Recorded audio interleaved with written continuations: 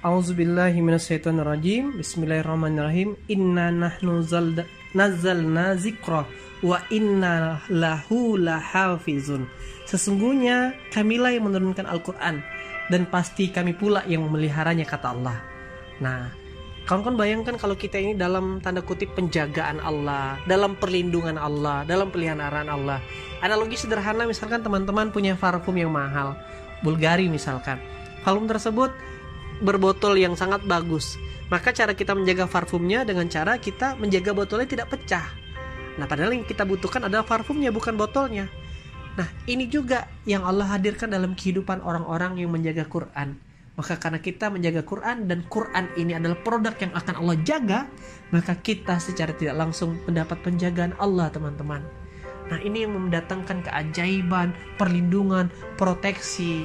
Maka teman-teman semua, apa yang harus dilakukan terhadap Quran ini, ya kan?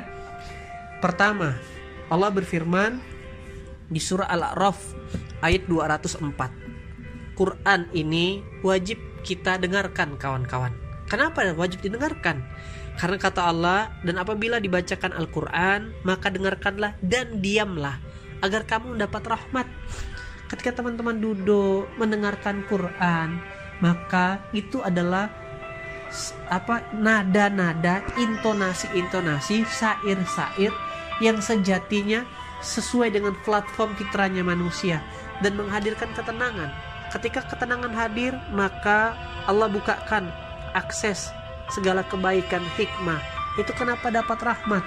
Itu kenapa ada sosial eksperimen ketika bule-bule orang-orang non-muslim didengarkan ayat Quran, ditanya, gimana rasanya? Ya, saya senang, saya menjadi tenang. Nah, ini. Nah, maka ganti intonasi keseharian suara-suara dalam keseharian teman-teman, ya kan? Dengan frekuensi lebih banyak mendengarkan ayat Quran. Maka dapat rahmat. Kalau rahmat sudah dapat, maka teman-teman dapat ide, dapat gagasan. Itu yang membuat kita banyak dapatkan kebaikan. Nah, saya lupa pernah cerita atau enggak, tapi saya boleh ulang lagi. Ada seorang sahabat datang ke saya cerita, "Bang, saya ini ingin dapat saran abang." "Kenapa?" Saya bilang, "Saya mau pisah dengan istri saya." "Kenapa pula?" Saya bilang. Dia jelaslah detail, mulai dari istrinya yang sulit diajak tarbiyah, terus tidak sering cekcok dengan urusan rumah tangga, taunya terima bersih, banyak nuntutnya, bahkan hubungan dengan mertuanya pun juga kurang baik, dengan ibunya sahabat saya ini. Saya bilang, kalau pakai hukum akal dan hukum drama Korea, saya membenarkan keputusanmu. Tapi karena saya tahu bahwasannya perceraian ini adalah sesuatu keputusan yang Allah izinkan tapi Allah benci, maka saya bilang, belajarlah dari Nabi Lut yang akhirnya cuma perintah Allah, yang itu memang SK dari Allah, bukan bercerai, tapi Allah bilang keluarlah dari kota itu, tapi tidak ada SK cerai. Belajarlah dari Asia yang sampai akhir hayat tidak mencerai dengan Fir'aun. Nah, maka ketika engkau tak mampu lagi untuk menyampaikan pesan-pesan kebaikan kepadanya, coba saya bilang ada murotal Quran, coba putar di rumah deh, putar surah Ar-Rahman, putarin. Nah, Masya Allah, tabarakallah kawan-kawan, dia kebetulan saya kasih speaker murotal Quran ala Chrome waktu itu, diputarin di rumahnya surah Ar-Rahman 24 jam dengan mode Qori Toha Al-Junaid yang anak kecil itu, dengan lantunan yang merdu. Besoknya dia kaget, istrinya sholat subuh bangun. Besoknya istrinya masak untuk dirinya. Nah, akhirnya pelan-pelan dilapor, komunikasinya mulai baik, dan atas izin Allah sampai hari ini tambah baik keluarganya. Istrinya jadi care, memotivasi, mendukung. Nah, sehebat itu dan sesuai dengan kejadian Umar bin Khattab ketika ayat Quran itu terdengar dan sampai benar Allah menakdirkan memberi hikmah kepada yang ia kehendaki, ya kan? Maka terjadi sebuah perubahan. Begitu powerfulnya Quran, teman-teman. Nah, maka silakan teman-teman dengarkan Quran. Sering-seringlah, saya pribadi sampai beli headset yang Bluetooth biar bisa dengerin Quran anytime. Kayak gitu dah. Oke, begitulah kekuatan Quran. Nah, setelah didengarin ngapain? Quran dibaca.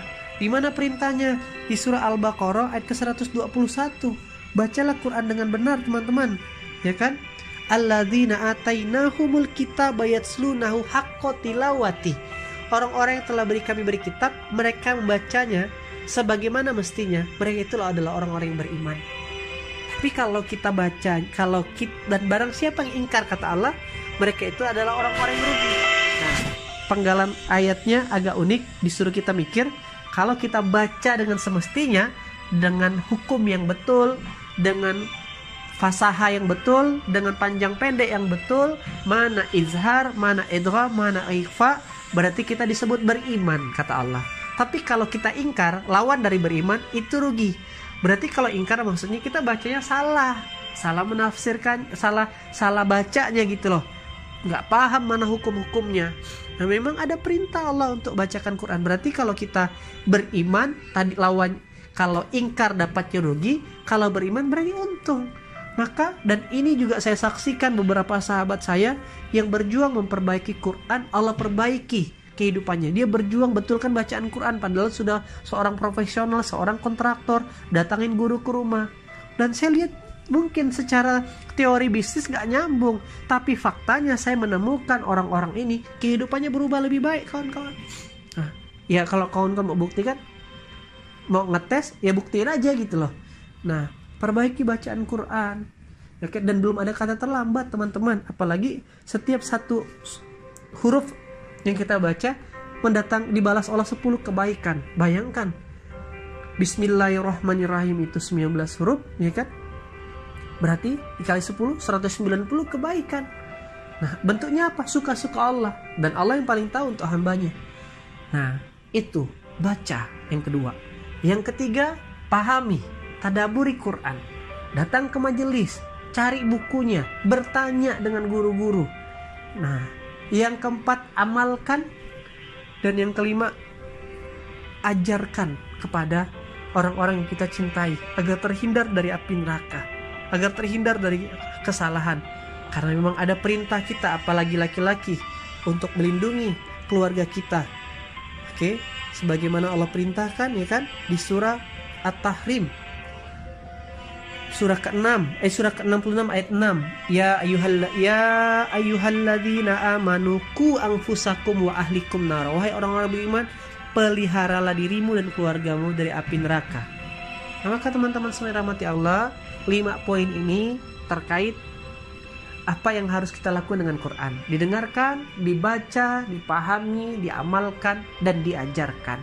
Paling gak antum yang sudah jadi ayah, ajarkan anaknya, karena satu saat itulah yang menjadi tanda kutip dipertanyakan Allah kelak. Dikasih anak, apa yang sudah kita lakukan. Nah, jangan-jangan kita nih hanya percayakan anak kita kepada, kita berharap anak kita jadi penghafal Quran, sementara kitanya jauh dari Quran. Nah, terakhir teman-teman, ya kan, apa yang Allah jelaskan di Quran, kenapa Quran ini amat sangat penting, di surah Az-Zukhruf surah ke-43 ayat ke-44. Oke, Allah berfirman, wa innahu ladzikrul laka wa liqaumik wa sawfa tus'alun. Dan sungguh Al-Quran itu benar-benar satu peringatan bagimu dan bagi kaummu, dan kelak kami akan minta pertanggungjawaban. Ntar Allah tagih, saat kita balik akan ditanya Allah apa yang sudah kita lakukan dengan Quran, teman-teman semua. Nah, maka kawan-kawan semua rahmati Allah, mumpung di bulan Ramadan ini, dan teman-teman lihat kenapa orang-orang yang bertakwa yang perbaiki dirinya, kan di Ramadan ini orang ngencengin tilawah, makanya terjadi rezekinya juga nambah. Nah, maka ini di momen scale up rezeki ini, kalau teman-teman pingin pilarnya, tiangnya tegak, berdiri dan kokoh setelah biru walidain, maka jadilah hamba Allah yang mencintai Quran. Lantas, kalau ternyata kita kok berat ya dekat sama Quran, kok malas baca Quran, ya kan? Nah, maka datanglah kepada Allah, kembali lagi ke poin pondasi. Poin pondasi yaitu minta ampun. Karena memang ada orang-orang yang kata Allah, innahum anis sam'i lamu'zulun. Sesungguhnya untuk mendengarkannya pun mereka dijauhkan. Ada orang-orang yang memang Allah, bahkan untuk mendekati Quran mereka dijauhkan Allah. Semoga kita bukan tipe orang-orang yang dijauhkan Allah untuk mendekati Quran. Nah, karena berarti Quran ini adalah rezeki kawan-kawan. Bisa dekat sama Quran itu rezeki, dan dia akan mendatangkan buah rezeki yang berupa finansial, kesehatan, kecerdasan, kasih sayang, dan sebagainya. Selamat praktek teman-teman semua. Jadikan momentum Ramadan ini sebagai azam deklarasi untuk kawan-kawan punya banyak waktu dengan Quran, bukan hanya bulan Ramadan, selepas Ramadan. Lakukanlah itu semua, ya kan? Dengarkan, baca, pahami, amalkan, dan ajarkan. Nah, maka tinggal lihat sehari berapa jam yang kita habiskan untuk mendekati Quran. Nah, semoga kita punya banyak waktu mendekati Quran agar Allah dengan segala keberkahannya juga menghadiahkan dalam kehidupan kita. Selamat praktek, selamat menegakkan tiang rezeki Anda, dan sampai jumpa pada scale up rezeki, puncak scale up rezeki, di mana itu semua bisa kita persembahkan kepada Allah, bahwasanya Allah tidak sia-sia menciptakan kita. Benar, rezeki semua yang kita hadiahkan dari Allah, kita balikkan lagi untuk besarkan agama Allah. Itulah puncak dari scale up rezeki. Terima kasih, yang lebih dari Allah, yang kurang dari saya. Assalamualaikum warahmatullahi wabarakatuh.